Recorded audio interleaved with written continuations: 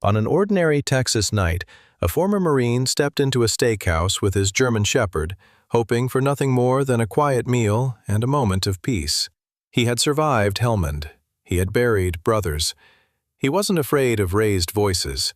But when a young captain's polished boot struck his canine under the table, something far bigger than pride was set in motion. Daniel didn't throw the first punch. He didn't even raise his voice, and that's what made it dangerous. Because what followed wasn't just a confrontation, it was the unraveling of a secret powerful enough to shake a decorated general. Before we begin, where are you listening from tonight? The Texas evening hung warm and copper-colored over San Antonio, the sky fading behind the low skyline as heat rose softly from the pavement outside Fort Sam Houston. Daniel Brooks preferred restaurants with solid walls and narrow sightlines. He chose booths that backed against brick, not glass. He noticed exits before menus. It was not paranoia, it was memory with muscle. At 38, Daniel had the lean, weathered build of a man who had once carried too much weight for too long and never quite put it down. His shoulders were broad but not bulky, his frame carved more by endurance than vanity. A jagged scar crossed his right forearm, pale against sun-browned skin. His hair was dark brown, cut short out of habit rather than fashion, threaded now with the first strands of gray at the temples.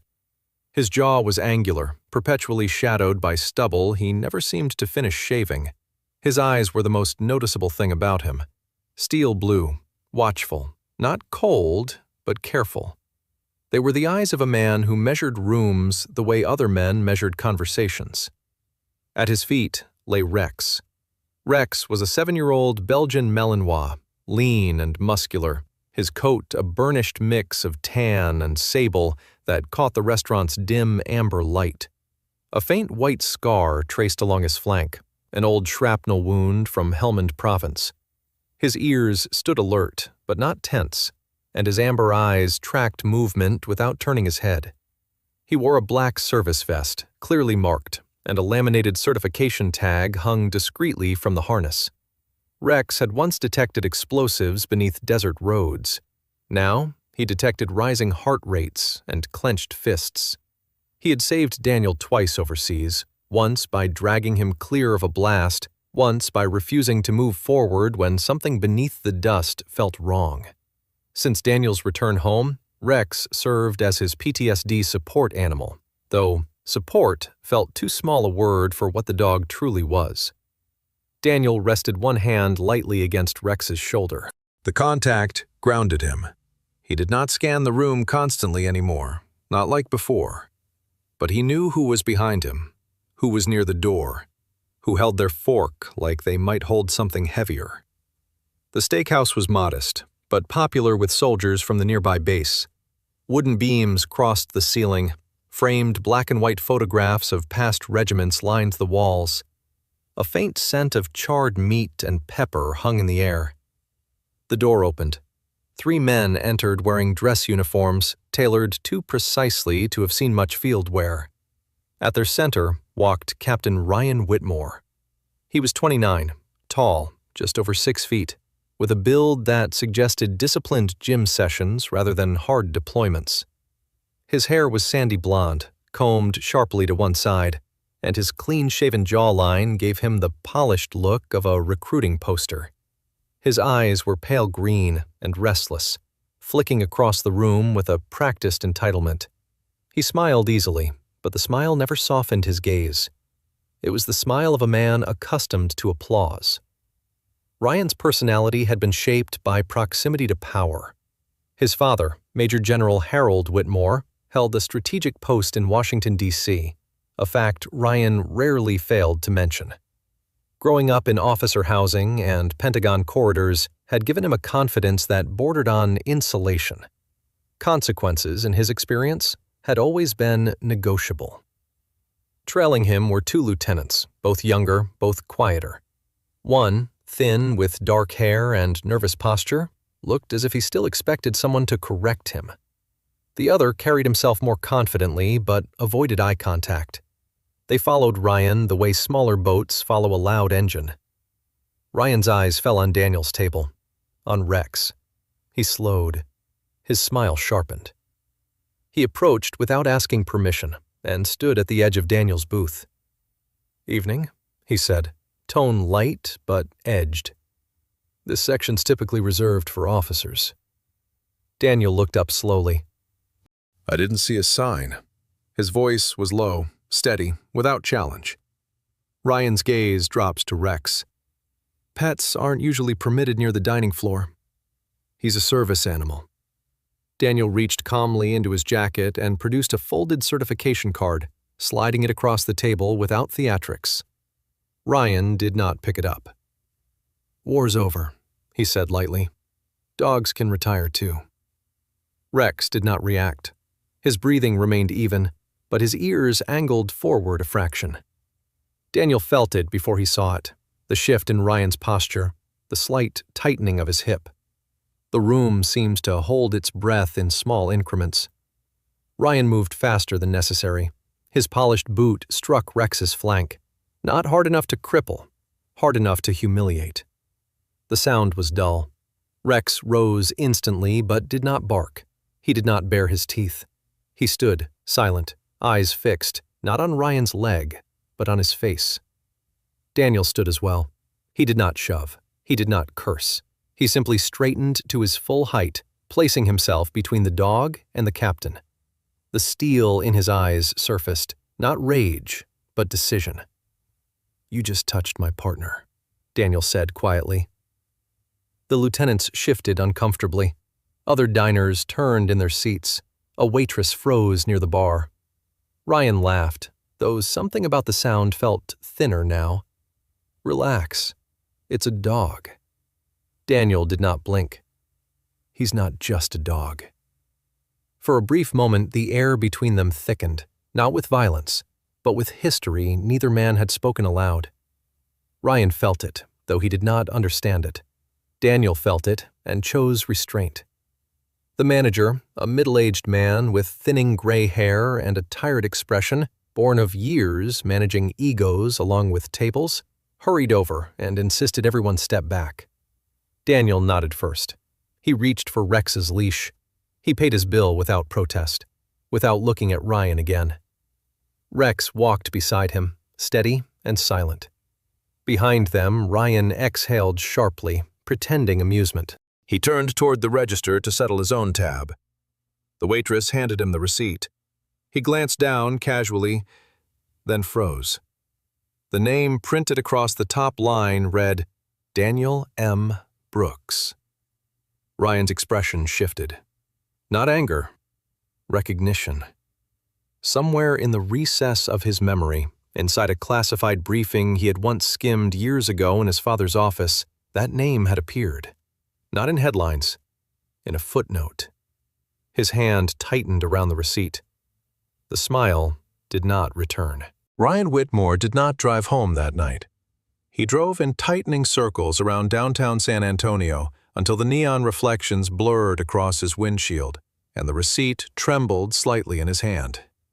Daniel M. Brooks. The name pressed against something old and inconvenient in his memory. Ryan had seen countless briefings growing up, PowerPoint slides flickering behind his father's shoulder in secure offices, footnotes in after-action summaries left carelessly open on polished desks. But this name had never been highlighted. It had lived in the margins. The margins were where problems waited. Ryan parked beneath the dim overhang of his apartment complex and stepped out, the Texas heat still clinging to the night air. He carried himself with rigid posture, as though someone might still be evaluating him. He dialed his father. Major General Harold Whitmore answered on the third ring. Harold's voice was measured, disciplined, shaped by decades of command. At 58, Harold Whitmore possessed the imposing frame of a career officer who had not surrendered to age. His hair, once jet black, had thinned into silver at the temples, but remained cut with meticulous precision. His face was sharply defined, strong jaw, narrow lips, a permanent crease between his brows that had deepened over years of calculated decision-making. He was not a loud man. He was the kind who controlled rooms by lowering his voice. His early career in intelligence liaison roles during the Iraq War had forged in him a habit of compartmentalization. Secrets did not trouble him. They obeyed him. "Ryan," Harold said evenly, "it's late." "There was an incident," Ryan replied, attempting a tone of casual authority. "A civilian, former Marine apparently, name's Daniel Brooks." There was a pause, long enough that Ryan could hear the faint hum of ventilation on the other end. "Did he have a dog?" Harold asked quietly. Ryan blinked. "Yeah, a Malinois, canine." Another silence. He imagined his father sitting upright in his Washington townhouse office, fingers steepled beneath his chin, eyes narrowing at nothing visible. "Stay away from him," Harold said at last. "That's it?" Ryan scoffed. He mouthed off in front of other officers. "Stay away," Harold repeated, voice firmer. Ryan's pride stiffened. He had grown up being warned about optics, about reputations, about legacy. But he had also grown up protected. His father's position had smoothed rough edges long before consequences could take shape. "I can't just let that stand," Ryan said. "He threatened me." "Did he touch you?" "No." "Did the dog bite you?" "No." "Then leave it." Ryan's jaw tightened.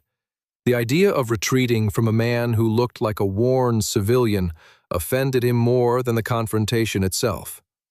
"I'll handle it," he said, and ended the call before his father could respond again. The next morning, Ryan filed a formal complaint with military police. He framed the encounter as intimidation by a volatile former serviceman. He emphasized the dog's aggressive stance. He omitted the kick. He did not consider it a lie. He considered it perspective. The MP office at Fort Sam Houston was overseen that week by Lieutenant Mark Alvarez, a compact man in his early 30s with dark, closely cropped hair and the alert eyes of someone who had learned caution the hard way. Alvarez had deployed twice to Afghanistan and once to Kuwait, returning with a habit of double-checking every narrative presented to him. A thin scar traced along his left cheek, an old injury from a vehicle rollover that had left him wary of incomplete reports. He listened to Ryan's statement without interruption, fingers resting lightly on a legal pad. "You're saying the dog presented a threat," Alvarez summarized. "Yes," Ryan replied crisply. "It stood up aggressively." Alvarez's gaze lingered for half a second longer than comfortable. "Understood. We'll conduct a preliminary review." Because the incident had occurred within a mile of base property and involved an officer, the complaint triggered a routine inquiry. Standard procedure required that Animal Control assess any reported aggressive service animal. It was not an arrest, it was protocol, paperwork, not punishment. Daniel received the notice late that afternoon. He stood in his modest apartment kitchen when the knock came. The officer delivering it was Sergeant Paul Hendricks, a broad-shouldered MP with sandy hair and an expression that suggested discomfort with the task. Hendricks was a reservist called into active administrative duty after a back injury had ended his infantry career. He walked with a faint stiffness, but maintained a respectful demeanor. "Mr. Brooks," Hendricks said, removing his cap, "this is a routine evaluation request regarding your service animal. No charges, just assessment." Daniel read the document slowly. Rex sat beside him, head level, eyes flicking between voices. "He didn't bite anyone," Daniel said quietly. "I understand," Hendricks replied. "It's standard when an officer files a report." Daniel nodded. He felt the shift immediately. Not fear, not anger, but calculation. An officer had filed a report. That meant paperwork. Paperwork meant scrutiny. Scrutiny meant names revisited. After Hendricks left, Daniel crouched beside Rex and rested his forehead briefly against the dog's. Rex's breathing was steady. Daniel's was not. He thought of Helmand, of dust storms and radio static, of orders that felt wrong even before they were spoken. Across the country, Harold Whitmore sat alone in his study. He did not call his son again. Instead, he dialed a different number, one stored under initials only. The man who answered was Victor Langley, a civilian legal consultant in his early 60s, whose gaunt frame and hawk-like features reflected decades spent navigating gray areas of federal defense contracts. Langley wore his thinning white hair combed straight back and favored dark suits even at home. His reputation had been forged in quiet settlements and sealed hearings. "Harold," Langley greeted calmly. "It's been a while." Harold did not waste words. "A name resurfaced." "Which one?" "Daniel Brooks." A faint pause. "Helmand?" "Yes." Langley exhaled slowly. "What's he doing?" "Breathing," Harold replied. "That's enough." There was a silence thick with shared memory. "If he kept anything from that deployment," Harold said at last, voice low, "we may have a problem." Langley's tone sharpened slightly. "You told me that was handled." "It was," Harold answered. "But some men don't discard ghosts. They carry them." He ended the call and remained seated in the quiet room, staring at the darkened window as though it might answer him. In San Antonio, Daniel folded the evaluation notice and placed it carefully on the table. He did not feel surprised. He felt confirmed. What had begun as a kick inside a steakhouse was no longer about pride. It was about memory, and memory had reach. He looked down at Rex, who met his gaze without question. Daniel understood then. This was no longer a misunderstanding between men. Some names were not meant to be spoken aloud. 2 days after the evaluation notice arrived, the air outside Daniel Brooks's apartment carried a metallic stillness, the kind that pressed quietly against the skin before a summer storm. Daniel noticed the sedan first. It was a dark gray Ford Fusion, parked half a block from his building, engine off, windows tinted beyond casual necessity. It had been there the afternoon before, too, though angled differently. Daniel did not stare at it. He passed it once with Rex at his side and felt the subtle tightening in the dog's gait. Rex's ears shifted back for a fraction of a second, nostrils flaring. It was not fear, it was recognition. Rex had reacted that way in Helmand, when insurgents coated weapons in oil and sand to disguise the scent. Daniel had learned long ago that Rex's instincts operated on layers deeper than sight. Daniel did not confront the vehicle. He simply adjusted. He altered his walking route. He parked under brighter lighting. He positioned himself closer to stairwells. He told himself it could be nothing. He did not believe that. His apartment was modest. Second floor, corner unit, brick exterior with a narrow balcony facing the parking lot. Inside, the space was orderly but sparse. A framed photograph rested on the living room shelf. Sarah Brooks, smiling in desert sunlight, dark auburn hair pulled back in a loose braid, freckles scattered lightly across sun-warmed skin. Sarah had been tall and slim, with long arms that moved expressively when she spoke. Her green eyes had been sharp but kind, the eyes of someone who noticed what others overlooked.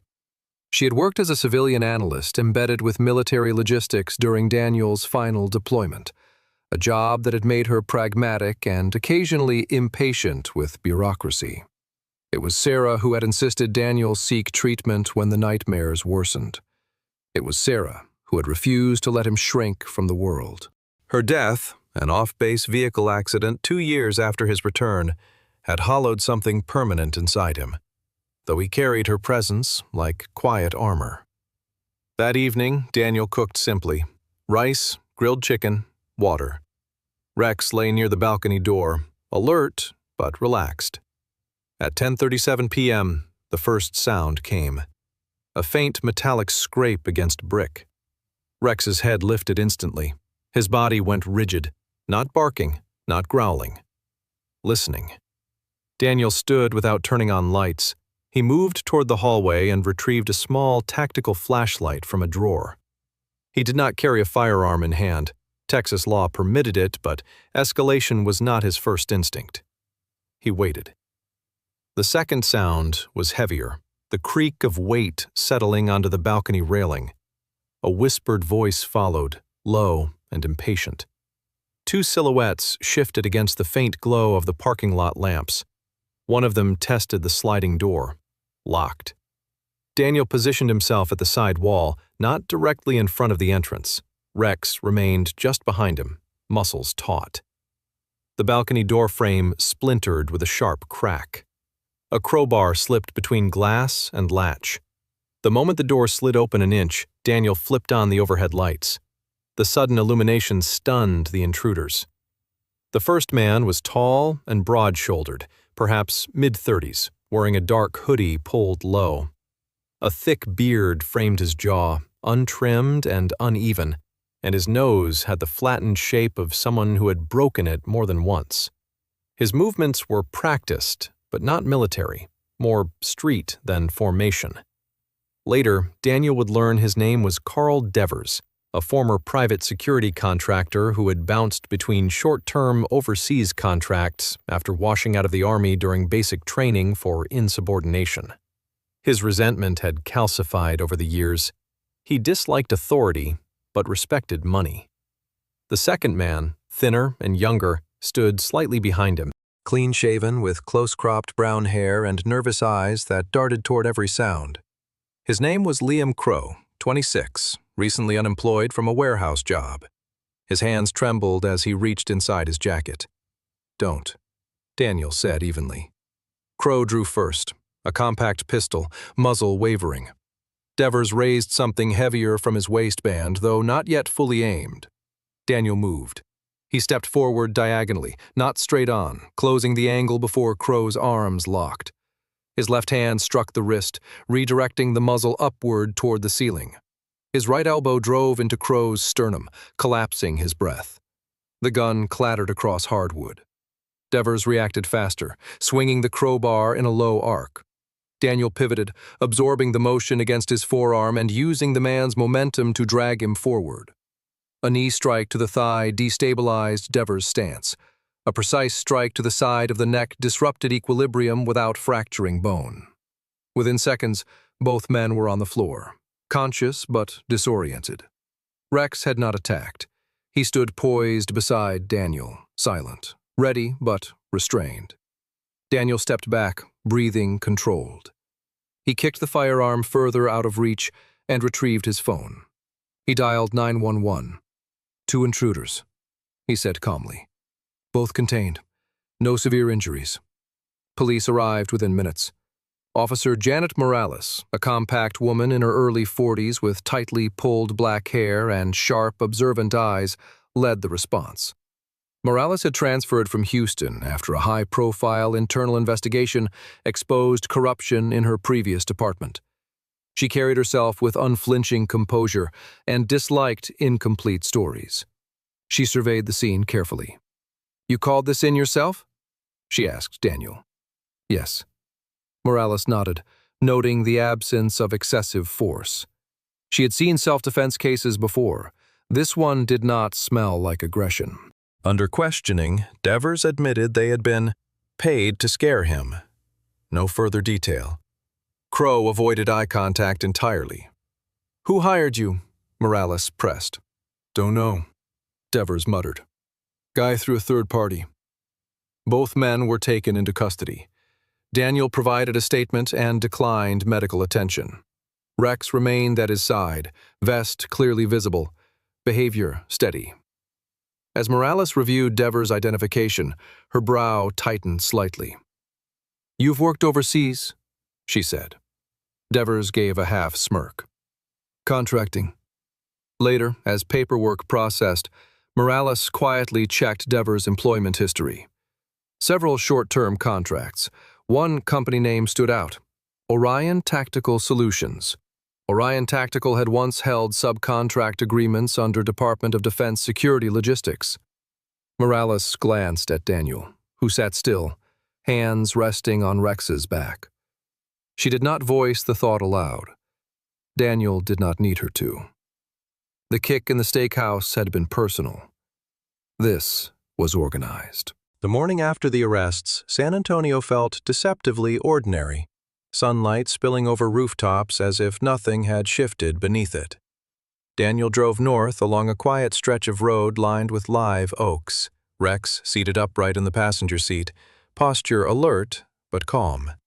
They stopped outside a modest single-story house painted pale blue, the lawn trimmed with the careful precision of someone who needed routine. Samuel Hayes opened the door before Daniel knocked. Lieutenant Colonel Samuel Hayes had retired 5 years earlier, though retirement had not softened him. He stood just under 6 feet, lean to the point of severity, with a long, angular face marked by deep lines etched by desert sun and command decisions. His hair, once dark, had gone completely silver, cut short in military neatness. A thin scar cut diagonally across his chin, a souvenir from a mortar blast in Kandahar. Hayes's eyes were sharp gray, constantly assessing, though not unkind. He had commanded Phantom Recon during its final operational cycle, a unit that officially never existed in public record. His reputation within certain circles was simple, methodical, incorruptible, and unforgiving toward incompetence. What had changed him most, people whispered, was Helmand. Hayes stepped aside to let Daniel in. The interior of his home was spare but organized, walls adorned not with medals, but with framed photographs of men in desert fatigues, faces blurred by dust and time. "You look older," Hayes said without ceremony. Daniel allowed a faint smile. "You don't." Hayes's gaze dropped to Rex. "Still with you. Always." Rex moved forward briefly, sniffing Hayes's hand. Hayes did not flinch. He had worked alongside military dogs for years. "Good animal," he murmured, noticing the old shrapnel scar. They sat across from each other at a small wooden table. Hayes poured black coffee into 2 plain mugs. The silence between them was not awkward. It was deliberate. "They came to your place," Hayes said finally. It was not a question. Daniel nodded. "Contractors." Hayes's jaw tightened slightly. "Orion Tactical. You know them." "I know who signs their secondary contracts." Hayes leaned back, studying Daniel with clinical precision. "This isn't about a restaurant anymore." Daniel met his gaze steadily. "It never was." For a moment, neither spoke. Outside, wind brushed against dry leaves. "Helmand," Hayes said at last. The word lingered heavily between them.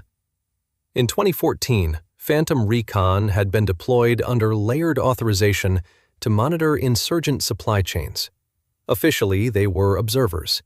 Unofficially, they were contingency. During that deployment, Daniel had uncovered anomalies in weapons dispersal reports, experimental munitions tested near populated areas under the justification of strategic necessity.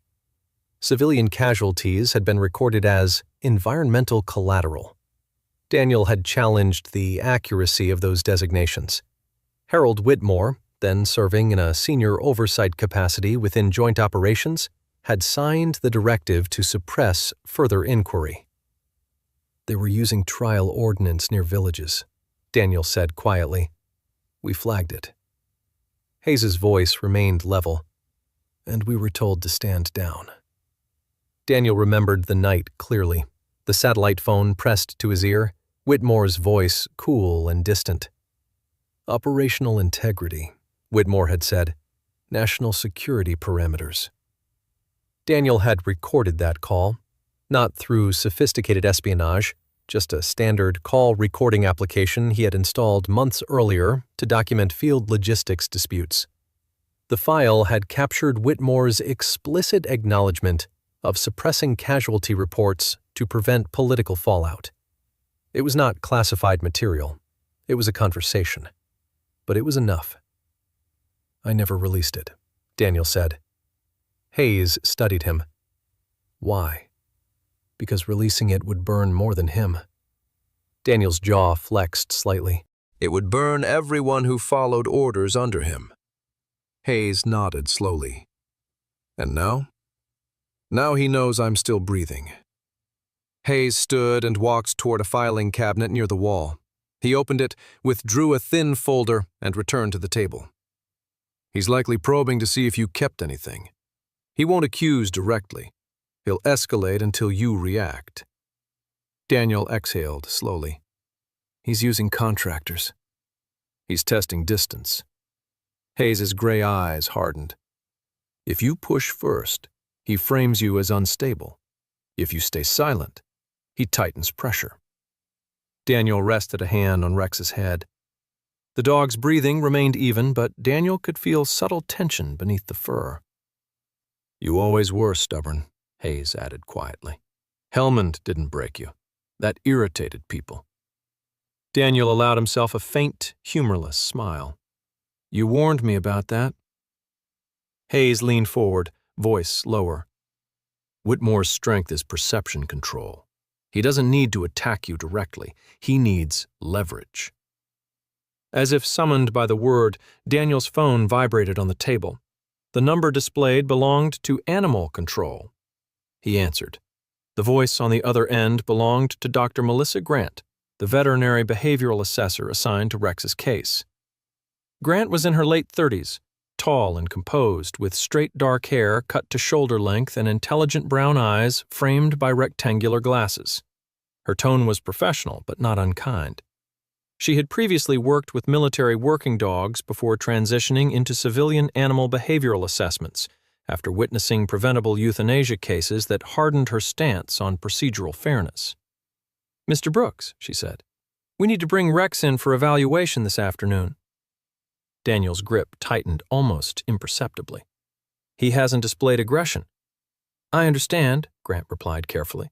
But given the formal complaint filed by an active duty officer, policy requires temporary custody during assessment. Temporary, Daniel repeated. Yes, standard evaluation. 48 hours at most. Daniel glanced at Hayes. Hayes did not look surprised. When? Daniel asked. Within the hour? Daniel ended the call slowly. Hayes's expression was unreadable. There it is. Daniel's hand remained on Rex's head, fingers pressing into warm fur. Rex lifted his gaze to meet his owner's eyes, trusting, unaware of the bureaucratic maneuver unfolding. They're not charging me, Daniel said quietly. No, Hayes replied. They're isolating you. Outside, a county vehicle turned onto the street. Daniel stood, calm but rigid, watching through the window as animal control parked by the curb. Helmand had been about suppression. This was about leverage. By the time Rex was taken for evaluation, the battle had already shifted from shadows to screens. Daniel sat alone in his apartment that evening, the space unnaturally silent without the steady weight of Rex's breathing. The absence was physical. He found himself glancing toward the doorway instinctively, expecting tan fur and alert eyes. Instead, only lamplight pooled against the floorboards. His phone vibrated. A former Marine he knew from a veterans support group had sent him a link. You should see this. Daniel tapped it open. The video was grainy but recognizable. The steakhouse interior, the booth, the uniformed officers. But it was trimmed with precision. The footage began with Daniel already standing, Rex already upright. Ryan's kick was gone. The audio was muted. The clip circulated within a private military network forum, accompanied by captions suggesting unstable veteran threatens active officer. Daniel watched it once, then again. His expression did not change, but something inside him tightened like wire pulled too far. The edit was clean, deliberate. The next call came from Officer Janet Morales. Forensics confirmed the intruders were likely hired, she said, voice steady. No direct link yet, but Orion Tactical doesn't hire freelancers for random pranks. Daniel leaned back in his chair. Someone's escalating. Morales hesitated briefly. You're not under investigation, but optics are shifting. That video is circulating. I saw it. There was a pause. If you have anything that explains why someone might want leverage over you, Morales added carefully. Now's the time to prepare. After she hung up, Daniel reached for a small metal lockbox in his closet. Inside, wrapped in a waterproof sleeve, lay a flash drive, the recording from Helmand, untouched. He closed the box again. Not yet. The next morning, Daniel drove downtown to meet the only person he trusted to navigate what was unfolding. Rebecca Kane greeted him inside her modest legal office near the courthouse.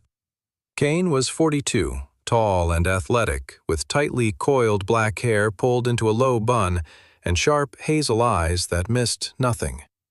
A thin vertical scar traced from her eyebrow to her temple, a relic from an IED blast in Fallujah, where she had served as a Marine Corps JAG officer embedded with combat units. She had left active duty after exposing procurement irregularities that cost her political favor, but cemented her reputation for integrity. She spoke plainly and disliked intimidation tactics. "You look like hell," she said without preamble. "Dog's gone," Daniel replied. She nodded, understanding more than he explained. "I've reviewed the circulating footage. It's incomplete." "It's intentional." Kane folded her arms. "The complaint filed against you hinges on perceived aggression. Without the initial provocation, you look like the instigator." Daniel met her gaze. "The manager has the full recording." "Have you contacted him?" "Not yet." Kane leaned forward slightly. "If someone offered to buy that footage, he'll hesitate. Businesses fear entanglement." Daniel stood and paced slowly, a rare display of agitation. "They're isolating me. First Rex, now narrative control." Kane watched him carefully. "You're not reacting emotionally. That's good. But understand this, if they corner you legally, you'll need leverage." Daniel stopped pacing. "I have something." Her eyes sharpened. "Something admissible?" "A recorded call, years ago." She did not press further, but her expression shifted from curiosity to calculation. "If you release it prematurely, you escalate beyond control. If you wait too long, they frame you." Daniel's jaw flexed. "I won't use it unless I have to." "Then prepare to." Meanwhile, at the steakhouse, the owner struggled with his own dilemma. Thomas Bradley was a heavy-set man in his early 50s, with thinning sandy hair and a permanently flushed complexion that suggested both stress and bourbon. He had built the restaurant from a single rented storefront into a respected local staple over 2 decades. Bradley was not political. He valued stability above principle. But he had witnessed the kick firsthand from across the bar. He knew what happened. 2 nights earlier, a sharply dressed man with slicked-back hair and an expensive navy suit had visited Bradley after closing. The man had introduced himself only as a representative. His smile had been polite, his handshake firm. He offered to purchase archival footage for privacy compliance. The number mentioned had been 5 figures. Bradley had not agreed. He had not refused. He had gone home and stared at his ceiling for hours. Now he watched the edited clip circulating online and felt something sour in his chest. He prided himself on fairness. He had hired veterans returning from deployments. He had comped meals for families when budgets ran thin. His wife, Linda, a slender woman with silver blonde hair and a calm, unwavering gaze, placed a hand on his shoulder. "You know what you saw," she said quietly. Linda had once been a nurse in an emergency room. She did not flinch from hard truths. Bradley exhaled heavily. "If I release it, I get dragged in." "And if you don't?" she asked. That afternoon, Daniel's phone chimed with a new email. Attachment: full_camera_angle_3.mp4. No subject line, no message. Daniel opened it carefully. The footage began earlier this time. Ryan approaching the table, Rex lying still. Then the unmistakable motion of the polished boot striking Rex's flank. The tension that followed was contextual, not spontaneous. Daniel watched it through once, then forwarded it to Rebecca Kane. Within minutes, Kane called back. "This changes everything." Daniel leaned against the kitchen counter. "Release it?" "Not publicly," she replied. Strategically. Daniel felt the quiet gravity of the moment. The legal war had officially begun. Across the country, Harold Whitmore sat in his Washington office reviewing briefing notes. He did not comment on the circulating video. He did not contact his son. But he did receive a secure message confirming that the restaurant owner remains undecided. Harold's fingers tapped lightly against his desk. Control, he believed, was about timing. He did not yet know the timing had shifted. Daniel closed his laptop slowly. If pressed further, if Rex was not returned, if charges escalated, he would use the recording. For now, he had something else. The truth, uncut. The hearing room at Fort Sam Houston was colder than necessary, the air conditioning humming with institutional indifference as rows of metal chairs filled slowly with uniforms and measured whispers. Daniel arrived without Rex. That absence was felt more sharply than he expected. He wore a plain charcoal button-down and dark slacks, clean but unremarkable. His posture was upright, not rigid, hands folded loosely in front of him. The scar along his forearm caught the fluorescent light as he moved. His expression was composed, though there was a faint tension at the corners of his jaw. He did not look like a man seeking revenge. He looked like a man seeking equilibrium. At the front of the room sat the internal review panel. Presiding was Colonel Miriam Ortega, a disciplined woman in her early 50s with sharp cheekbones and close-cropped black hair streaked with gray. Her eyes were dark and steady, accustomed to separating ego from evidence. Ortega had built her reputation investigating procurement irregularities during her time stationed in Germany, a role that hardened her intolerance for procedural shortcuts. She valued clarity and detested theatrics. Captain Ryan Whitmore sat to one side, uniform immaculate, shoulders squared, but hands clasped too tightly in his lap. The confidence he wore at the steakhouse had thinned. His pale green eyes flicked occasionally toward the door, as though waiting for reinforcement. Reinforcement arrived 20 minutes later. Major General Harold Whitmore entered the room without spectacle, but with unmistakable gravity. His uniform was pressed to exacting standards, ribbons aligned, posture commanding. The silver at his temples seemed more pronounced under the lights.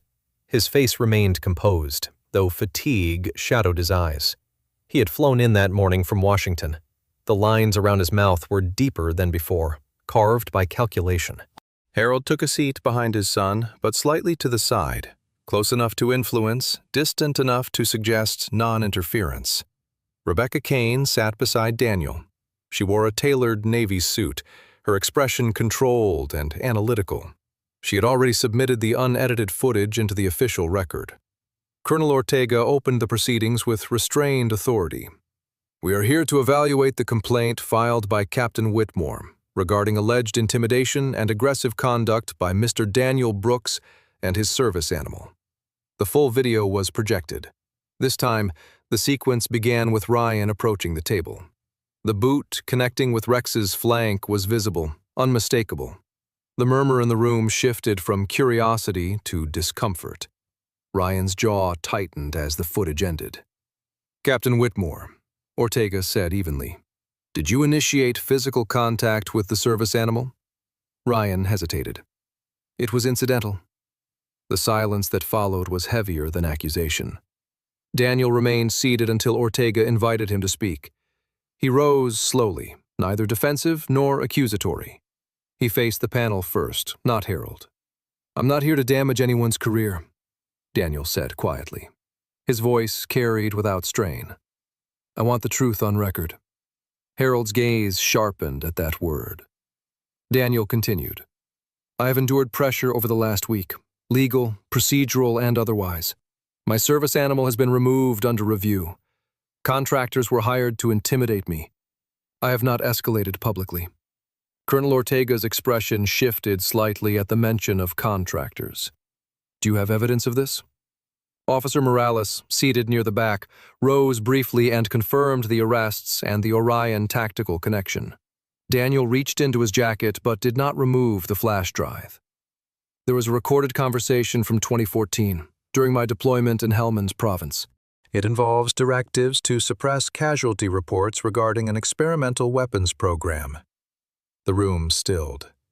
I have not released it, Daniel added. But if further retaliation continues, it will be provided to an investigative journalist in Austin.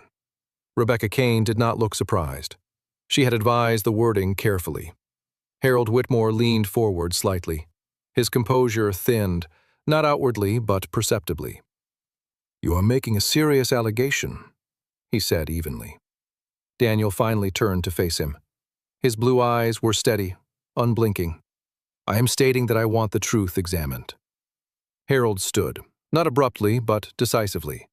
"Operational decisions in Helmand were made under strategic directives beyond your rank or clearance at the time." "I was there," Daniel replied. "So was I," Harold countered. The exchange might have ended there had Harold not continued. Fatigue and pride formed a dangerous mixture. "Certain reports were contained," he said, voice tightening. "Sacrifices are made in war to preserve broader objectives. That is reality." Colonel Ortega's pen stopped moving. "General, are you acknowledging suppression of documented field reports?" Harold paused, a fraction too long. "Reports were consolidated for program integrity." The phrase lingered like a dropped shell casing. Rebecca Kane glanced toward the official recording equipment mounted on the wall. Everything was being archived. Ryan's face had drained of color. He looked at his father not with admiration, but confusion. Daniel did not press further. He did not need to. Colonel Ortega cleared her throat. "This hearing has expanded beyond its initial scope." Her voice remained calm, but edged. "General Whitmore, I will be forwarding this transcript for immediate review." Harold's hands clasped behind his back.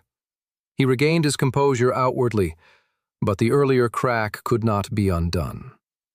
The session adjourned under formal protocol, but the atmosphere in the room had shifted irrevocably. Outside, sunlight reflected off the parade ground as Daniel stepped into open air. His breathing felt steadier than it had in days. Rebecca Kane joined him. "He overreached," she said quietly. Daniel nodded. "He always believed he controlled the narrative." Kane's phone buzzed. She glanced at the screen, then handed it to Daniel. The message was from Evan Hart, an investigative journalist based in Austin. Hart was in his late 30s, lean with unruly dark hair and perpetual stubble, known for long-form exposés on defense contracting irregularities. Years earlier, he had uncovered inflated procurement invoices that cost him insider access but earned him credibility. His message was concise. "File received. Preparing conditional release pending confirmation of transcript developments." Daniel read it once and returned the phone. Inside the building, Colonel Ortega had already contacted the Inspector General's office. By late afternoon, official notice circulated. Major General Harold Whitmore was placed on administrative suspension pending formal investigation. Daniel stood alone in the parking lot for a moment, eyes scanning the horizon unconsciously. He did not feel triumph. He felt consequence. The confrontation had occurred not with fists, but with words. And words, once spoken into record, could not be retrieved. 3 weeks after the hearing, the headlines shifted from speculation to consequence. Major General Harold Whitmore announced early retirement for personal reasons, but the language in the federal notice was less forgiving, pending investigation by the Department of Justice. Captain Ryan Whitmore was formally reprimanded, reduced in rank, and reassigned to a logistics post overseas where command authority would be minimal. There was no spectacle, no dramatic fall, just paperwork, signatures, and doors closing quietly. Rex was released from evaluation with an official statement declaring no evidence of dangerous behavior. Daniel picked him up from the facility at dawn. Rex, a 7-year-old German shepherd with sable fur and a faint notch in his left ear from a training accident years earlier, stepped out with steady dignity, amber eyes scanning, tail low but controlled. When Daniel knelt, Rex pressed his head against Daniel's chest once, firm, deliberate, then stepped back as if to say the moment required no display. There were no medals for Daniel, no commendations. Colonel Miriam Ortega sent a short, precise email thanking him for maintaining procedural discipline under pressure. Rebecca Kane shook his hand outside the courthouse and said, "You handled it without lighting the match." Officer Janet Morales nodded once in the hallway and returned to duty. The city resumed its rhythm. Daniel resumed his. He cleaned his apartment thoroughly, reorganized the closet where the lockbox sat, and ran at first light with Rex through the river trails. He no longer checked reflective surfaces for tails behind him. He still noticed exits by habit, but he did not sit with his back to the wall anymore. 3 months later, Colonel Samuel Hayes, retired now, broader in the shoulders than age suggested, gray hair cut short and eyes the pale blue of winter, met Daniel at a modest training field near the outskirts of San Antonio. Hayes had the posture of a man who had once carried command like a second spine. He had known Daniel in Helmand and had watched him walk away from a promotion after the reports were buried. "We need instructors who can teach restraint," Hayes said.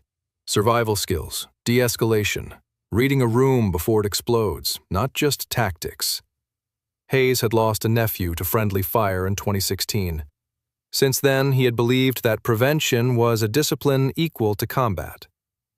Daniel listened, hands folded loosely, Rex sitting at heel. "I won't teach them how to break someone," Daniel said. "I'll teach them how not to." Hayes's mouth lifted slightly. "That's why I'm asking." Daniel agreed. The first class was small, 8 recruits in fresh uniforms, shoulders stiff with expectation. Daniel stood before them without theatrics. He described situational awareness not as paranoia but as respect for context.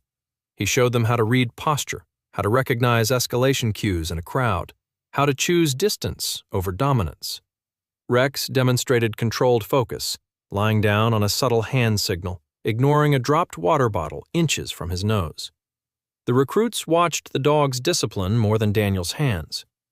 "Your ego is not your shield," Daniel told them. "Your restraint is." He did not mention Whitmore. He did not mention Helmand.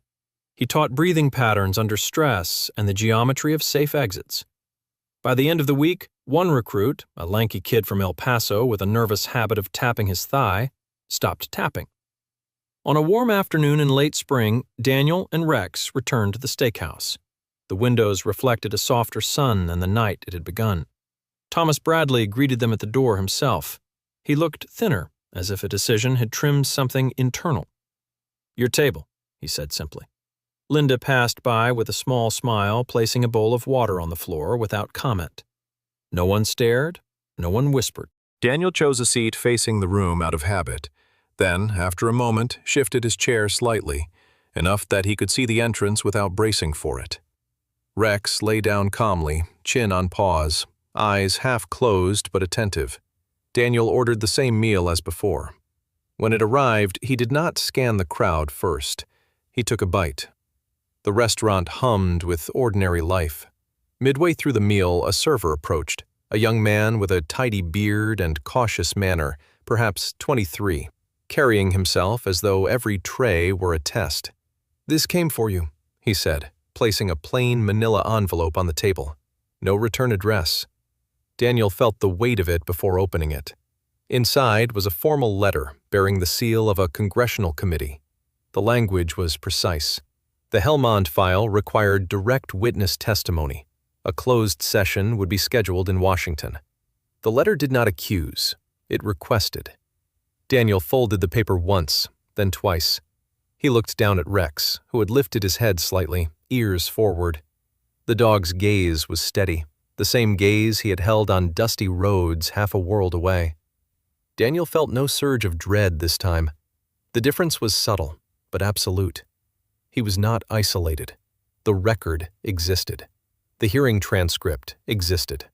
Evan Hart's conditional release still waited in a newsroom file if necessary. Rebecca Kane's card remained in his wallet. Hayes would not let him walk into a room alone if he could help it. Thomas Bradley passed by and paused. "Everything all right?"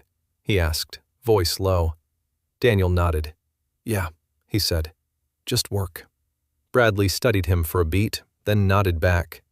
Outside, the sun dipped toward the horizon, turning the windows amber.